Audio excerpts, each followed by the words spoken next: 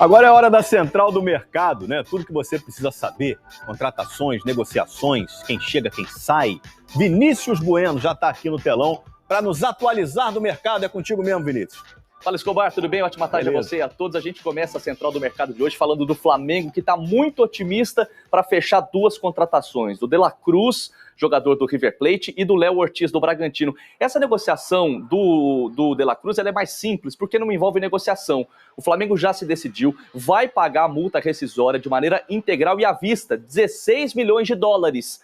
Antes de notificar o clube argentino, o Flamengo tenta alinhar alguns detalhes que ainda restam com o jogador uruguaio. Já o Léo Ortiz, essa é uma negociação mais complicada. O Flamengo ofereceu 5 milhões de reais, o Bragantino quer 7, e o que pesa a favor do time rubro-negro é o desejo do Léo Ortiz, que inclusive solicitou hoje que o time de Bragança seja mais flexível para ele realizar esse sonho.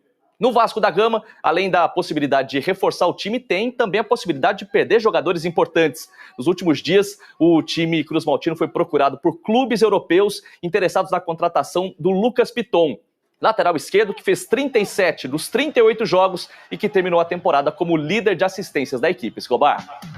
Valeu, Vinícius Bueno, nos atualizando aí sobre o mercado dessa época. O negócio esquenta, né? Ramon Díaz vai ter su vínculo estendido hasta 2026, cabrón. Até 2026 vai rolar. Você falou isso ontem, né? Que fundamental nesse novo Vasco, que agora com Alexandre Matos, era a manutenção de Dom Ramon. Acho que é o primeiro passo e, assim, é um baita de um primeiro passo.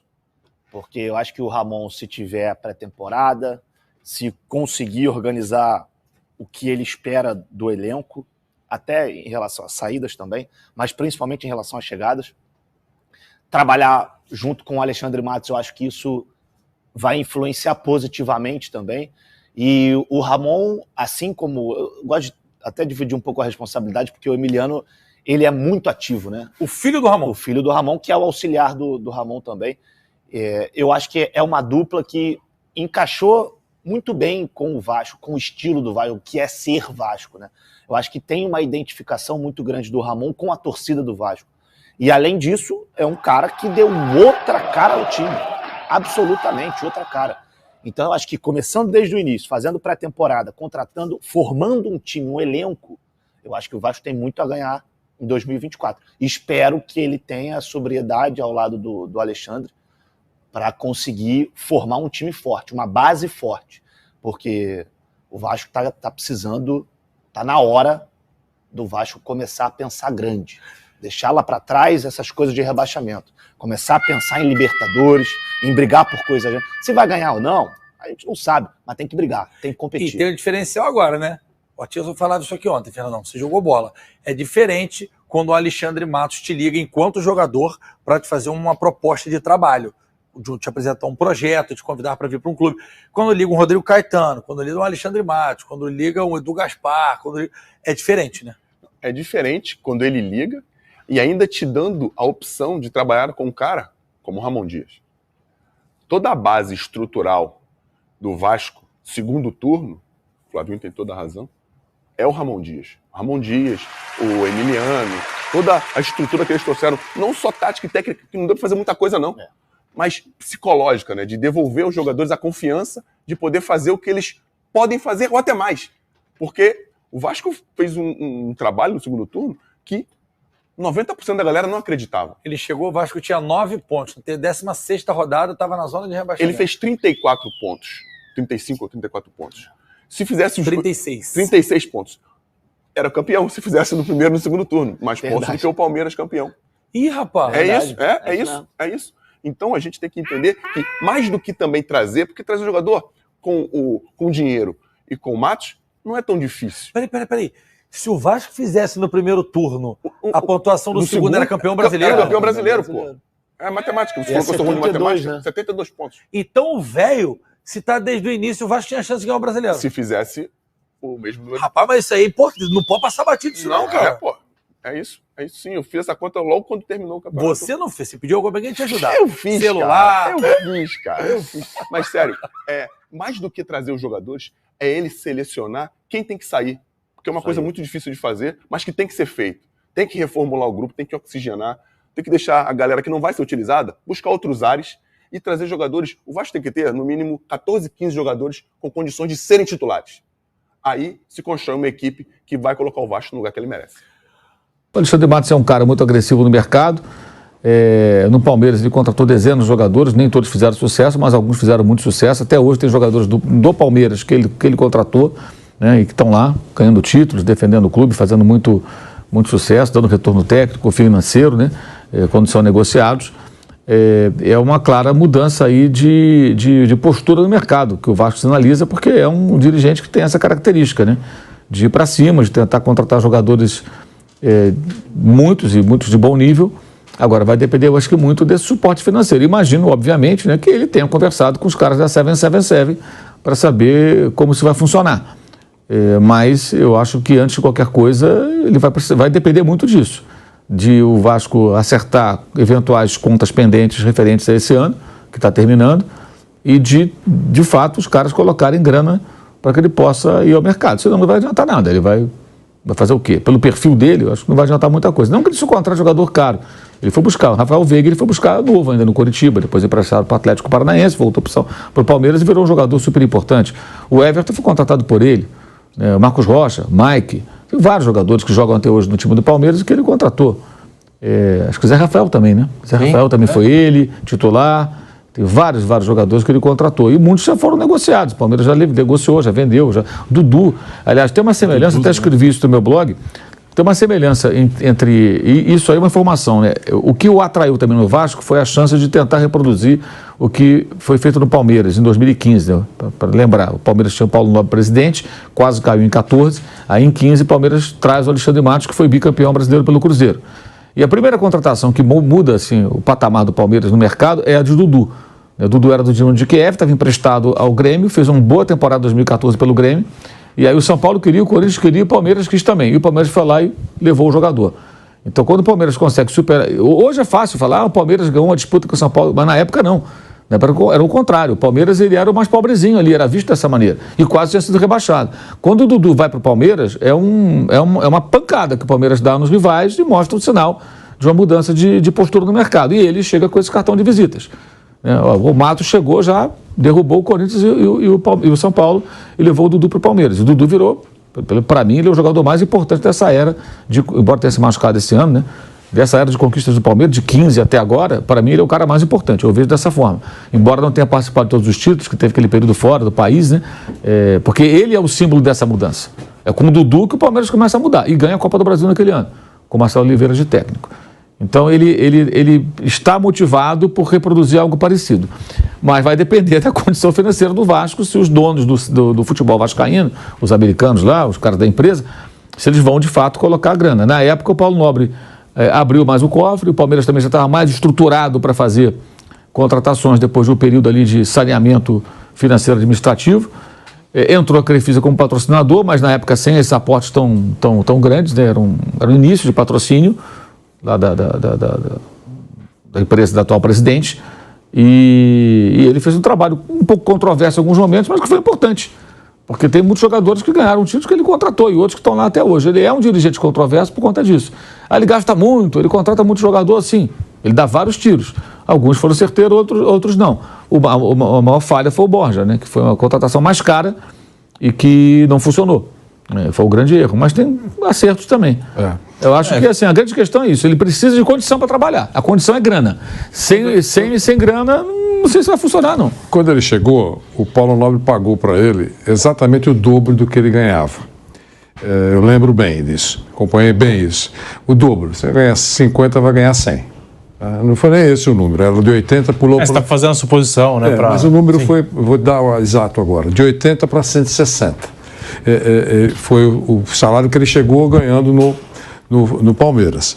E fez um trabalho bom. Ele foi apresentado quase como um goleador. Sim. Sabe como é que é? Não foi uma apresentação. Tem um diretor trabalhando aí, né? Normalmente é assim, né? Não, mas você deve lembrar disso. Ele era bicampeão brasileiro com o Cruzeiro ali, ele era o diretor de futebol. Com pompa. Né?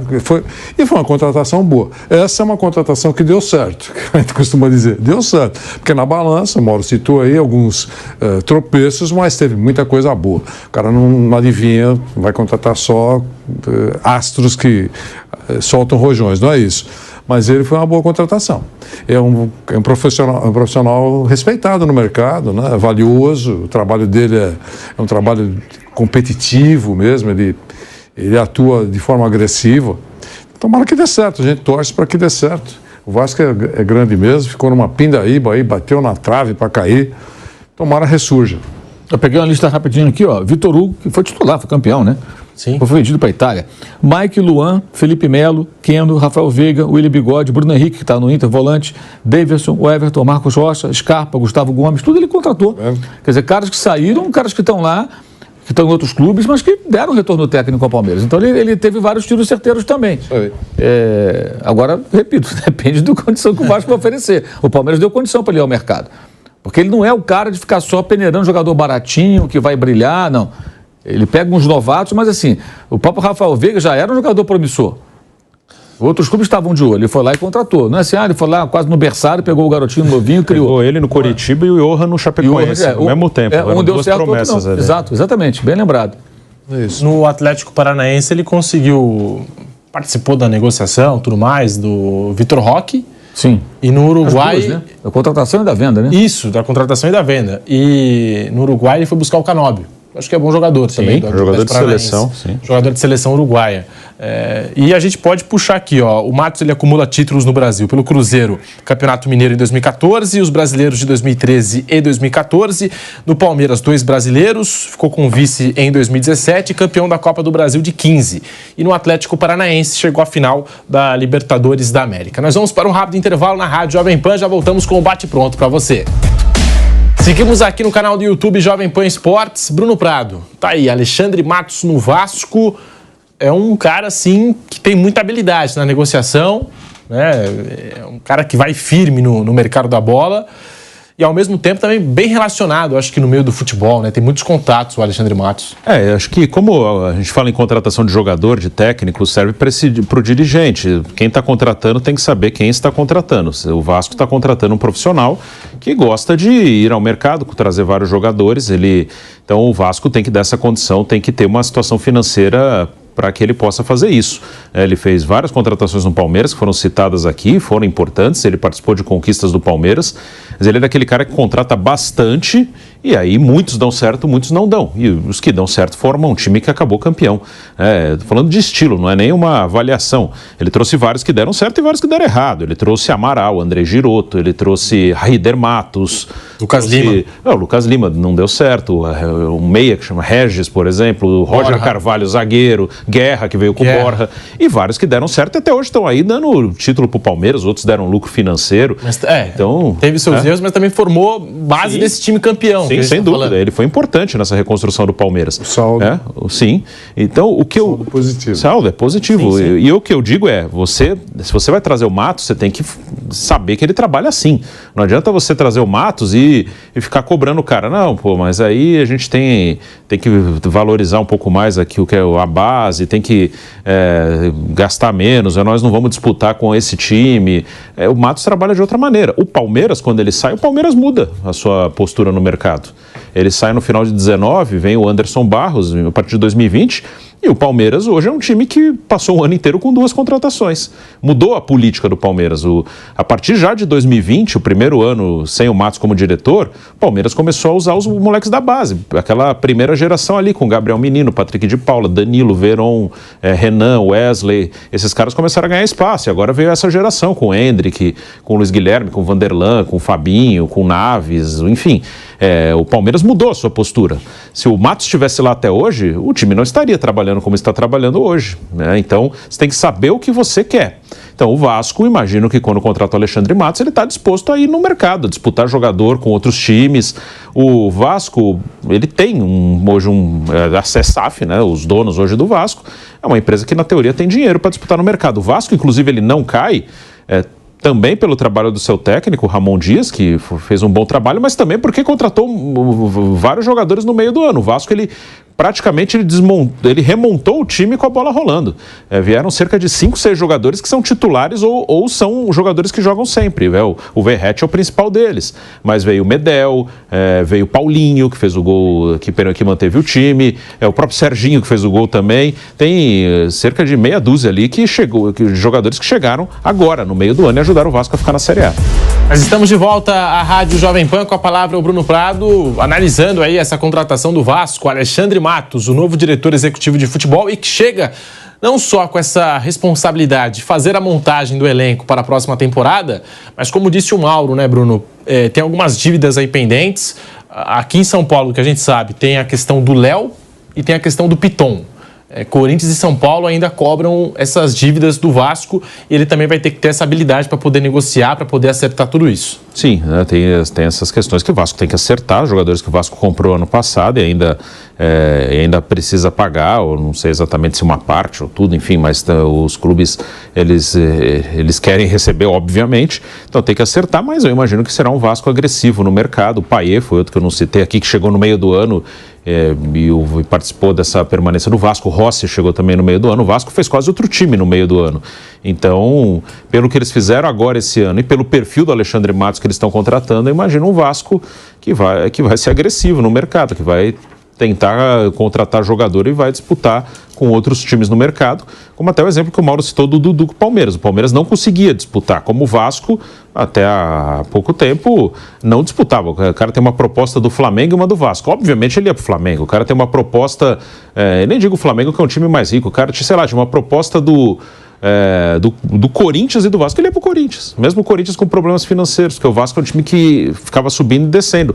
E quando ele chega ao Palmeiras, o Palmeiras era um time que estava subindo e descendo. Então eu imagino que a ideia, como tinha a ideia do Paulo Nobre de investir mais, seja investir mais, né? O Matos chega em 2015, em 2014 o Palmeiras quase caiu. Agora ele chega ao Vasco em 2024, em 2023 o Vasco quase caiu. E claro que não é ele o salvador, mas o clube. O Paulo Nobre passou a investir mais, depois de ficar 2 anos ali tentando arrumar a casa, e o Vasco agora, SAF, também imagino que vai investir mais no mercado.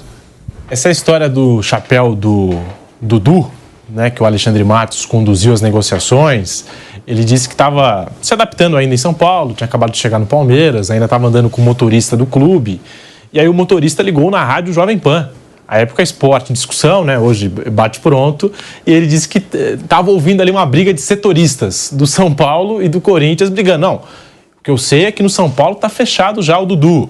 E o do Corinthians respondia, não, que nada, no Corinthians está fechado. E nisso o motorista virou para o Alexandre Matos e falou assim, será que um dia o Palmeiras vai entrar nessas disputas, nessas brigas por jogadores, com os rivais?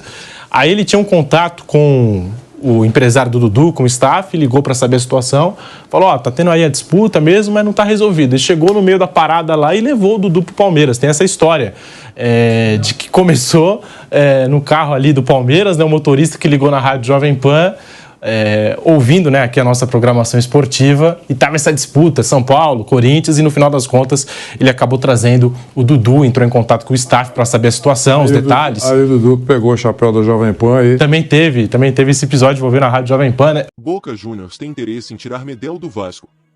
Fala família Cruz Maltina. Se você não quer perder nenhuma notícia do nosso Vascão em primeira mão, já se inscreve nesse canal agora. Um dos protagonistas na notável campanha de recuperação do Vasco no Brasileirão é o experiente chileno Guilherme Medel, de 36 anos, e seu nome está no radar do Boca Juniors para a próxima temporada. Conforme relato da ESPN Argentina, o clube de Buenos Aires já entrou em contato com os representantes do jogador. Apesar disso, a probabilidade é que Guilherme Medel permaneça no Vasco. O jogador chileno expressou sua satisfação em atuar no futebol brasileiro, e seu contrato com o clube carioca está firmado até o final de 2024. Vale destacar que o veterano possui uma história significativa com o Boca Juniors, tendo defendido as cores do clube em 2010 e 2011, ao lado de Riquelme, atual dirigente do clube argentino. Ao longo desse período, Medel participou de 48 jogos e contribuiu com 7 gols pela equipe do Boca. A conexão sentimental com o clube portenho adiciona uma dimensão interessante às especulações sobre seu futuro, mas, por ora, o compromisso vigente com o Vasco sugere a continuidade do chileno no cenário futebolístico brasileiro. Assista esse vídeo que está aparecendo em sua tela e fique atualizado com as últimas notícias do nosso gigante da colina. Até a próxima!